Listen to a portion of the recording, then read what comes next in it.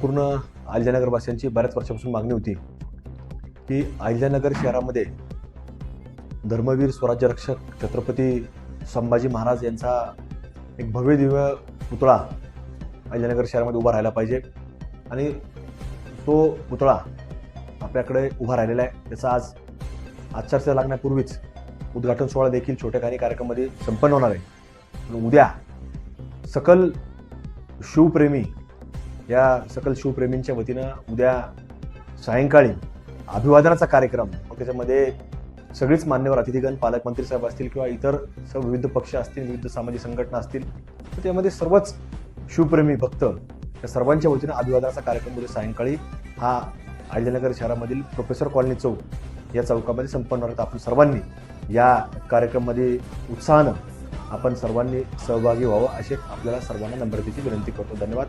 Jai Hind.